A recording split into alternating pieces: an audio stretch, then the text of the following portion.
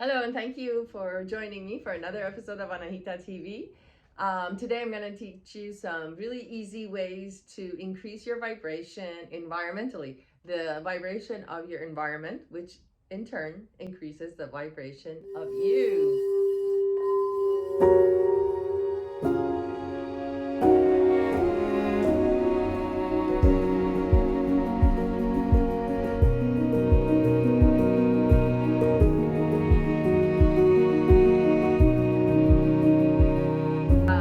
Welcome, and my name is Anahita, and I help people increase their connection to the universe. Thank you for joining me.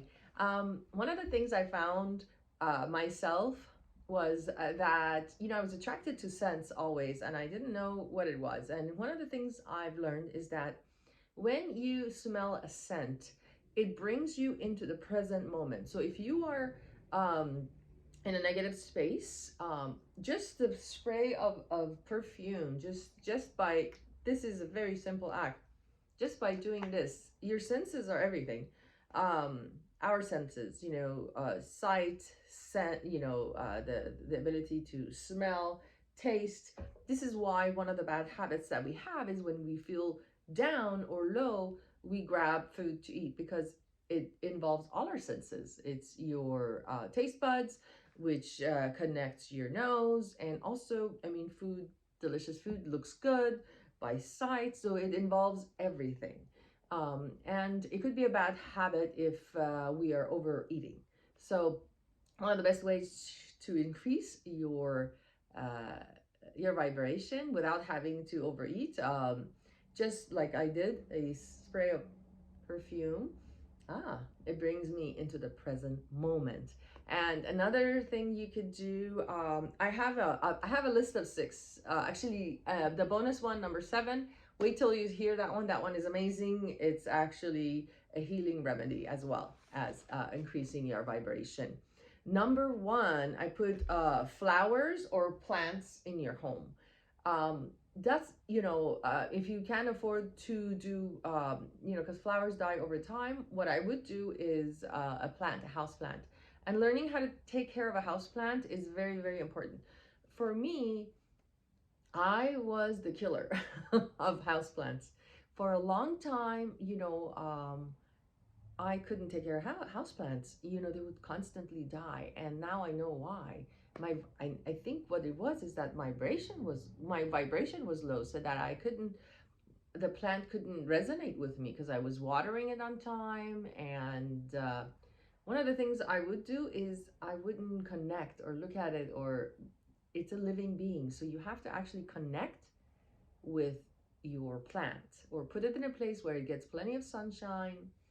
And when you water it, do it as in a loving way. I think when I was watering my plant, I was doing it as a chore, and that, I think, killed my plants over time. And I remember one time, one of my cousins, he managed a very famous musician, and they were touring Australia and Europe, and they were going to be gone for 4 months.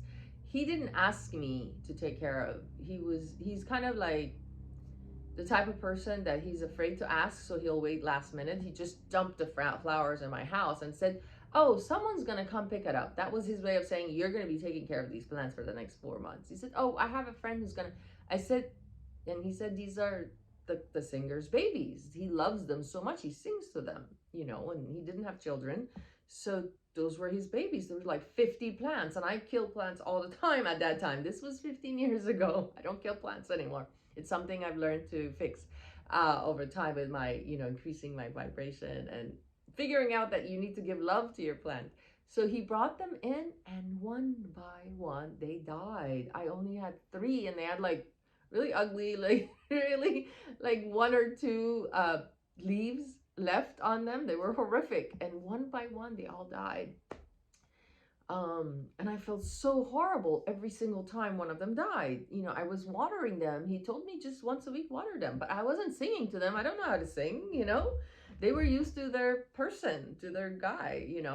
Anyway, so he comes back and he was horrified. So we came up with a plan. He said, "I'll just tell him you ended up loving the plants, and he didn't have the heart to take them. So that was what he was gonna and it's a bad lie, because he would have been horrified if he found out the truth. You know, the truth was painful, so he didn't want to tell him that she killed all your plants.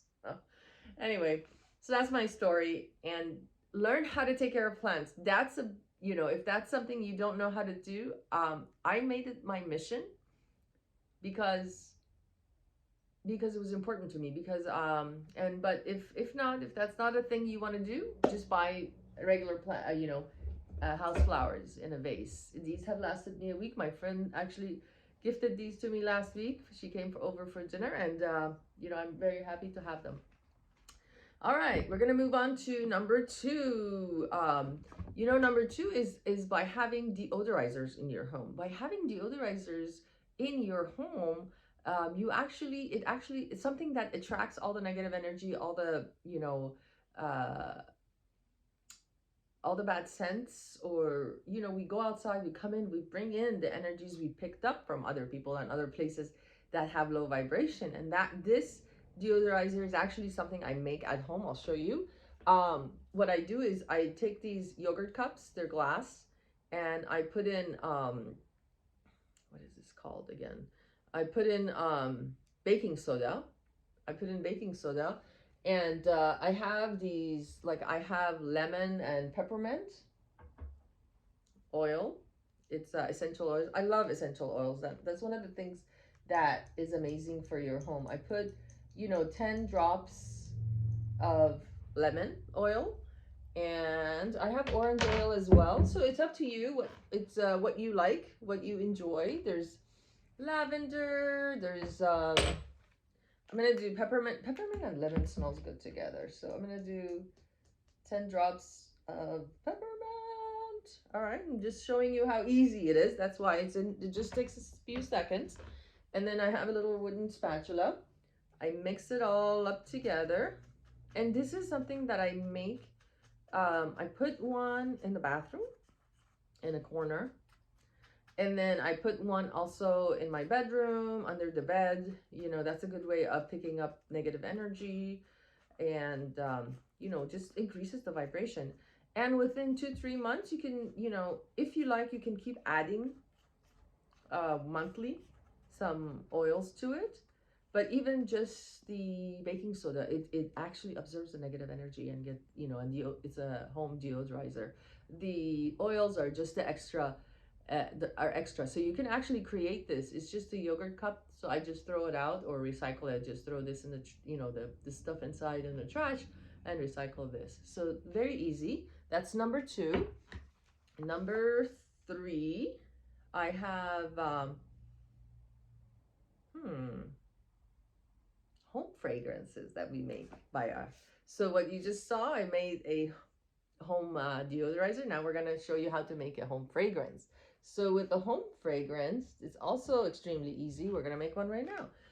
So there's water in this. I have a label maker, so I label them because I have several of these bottles and I have different scents. So I have a label maker. You don't need a label maker. You could just, on a sticky note or something, on the and just handwrite it. If you don't have a label maker, I just put lavender tonic. It's actually rubbing off. It's actually good for you, for your face. Even like for a pick-me-up, I sometimes just spray it in my face, and then you spray it on your pillows before bed. It works. So it's just a bottle of water, and you open it up. Well, I've already made this, so this has lavender oil. So I'll show you. These oils are actually very inexpensive. You can get them at Sprouts, or who else has them? Sprouts, Whole Foods has them, or you can just order oils online. These are just very inexpensive. The mint one is $5, and the lemon is like $6.99 or something. They're pretty inexpensive, and it's a wonderful way to deodorize your home without chemicals or harsh preservatives or chemicals in your home. You don't want that. So let me show you again. This is another one. I actually use these bottles for I scent also oils. Like I'll put like almond oil, and I'll add orange oil to it. Oh, sweet orange. This is sweet orange. It smells really good. It's an amazing massage oil if that's what you want to do and you don't want to purchase, an expensive fancy oil. You can make it at home. So that's a bonus tip. All right. Well, the other one is a no-brainer. Scented candles. I have my favorite here. It's Floor. I love flower scents, so and I like pink, so I got a flower scent. Sometimes at night I'll turn it on for about half an hour when I'm reading a book. That's that helps me, puts me in the mood, and it relaxes me, and it brings me to the present, like we talked about. Scents bring us to the present. And one of the things, I love this quote by Rumi. He said that if with your last $10, I don't remember the amount, with the last amount of money you have, you buy two things. Number one, bread. Number two, perfume. Can you believe it? Like, Rumi is a philosopher king. That's what I think. And he is an amazing poet. And his poetry has carried on, and it makes sense in our present time.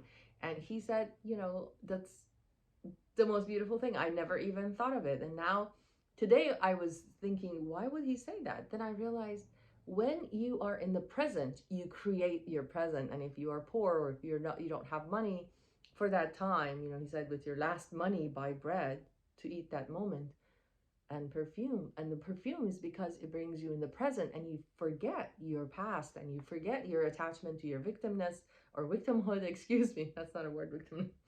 To your victim mentality. And when you are in the present, that's when you create.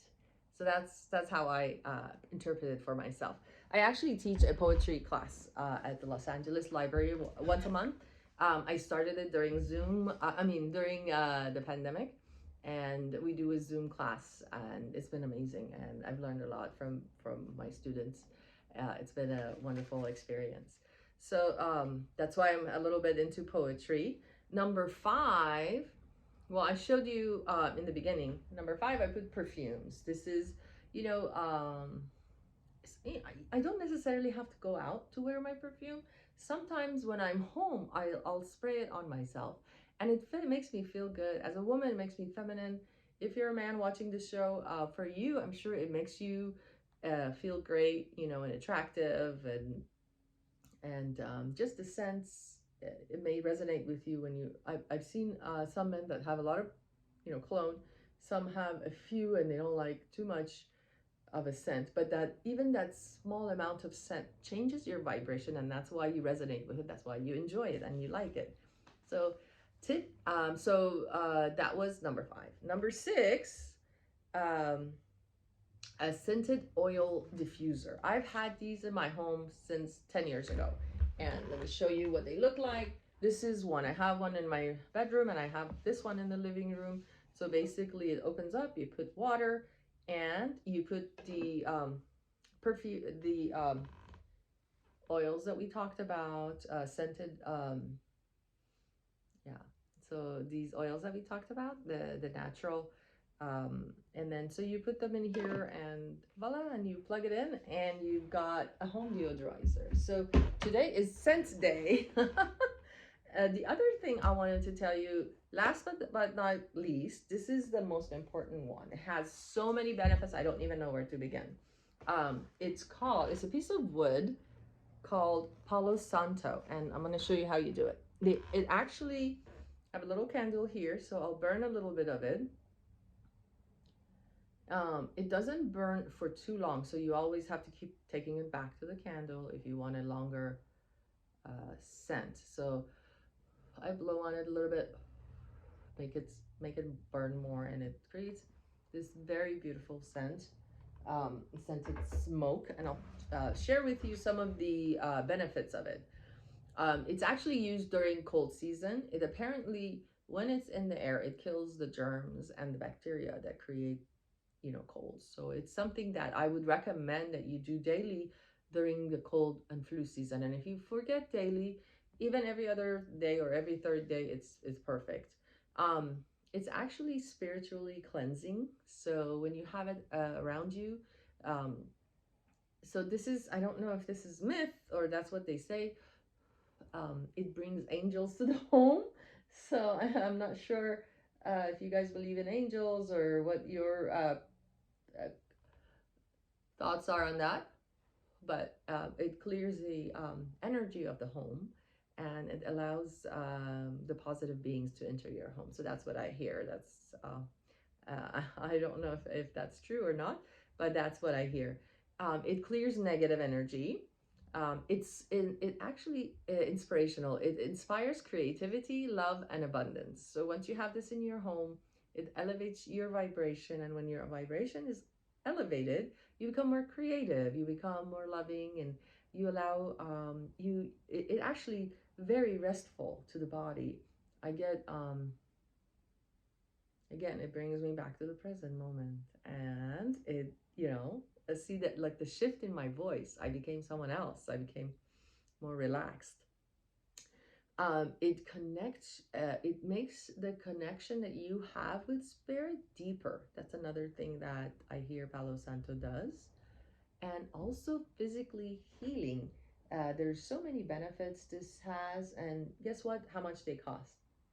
Most places that sell crystals and things like that, um, they sell these for $1 each, and this lasts a long, long time. Like something like this lasts me a whole year because it doesn't burn much. I just, what, as you see, I did that, and the smoke lasts for maybe like 20-30 seconds, and that's all you need. You just go around the house 10-20 seconds and you're all set. Another thing that it does, last but not least, it clears your crystal. So I have this big crystal here. Like, if I want to have energy healing with my crystal, this is a big crystal. It's the only one near me. That's why I'm doing it. But the little crystals, I do energy healing and Reiki. And so this is how I clear. Here we go. Burn a little Palo Santo. And usually they're small, much, much smaller. They're the little pebble rocks, and I use those to put on my clients when they are physically present, and I'm performing Reiki energy healing on them. So that was number 7, and the final. Let me see, where do I put this? It's burning. The final item on the list. So that those were 7 items on our list about how to increase your your vibration from the outside in. From inside out, it actually is more mental, more psychological. A lot of people listen to videos and things like that, or take tests and see a therapist, or there's a lot of YouTube laws of attraction gurus that people watch, and over time they do meditation and things like that, and that helps them. And I'll leave you with one final Rumi quote, and it is: the inspiration you seek is already within you. Be silent and listen. So that's telling you to meditate. The inspiration you seek is already within you.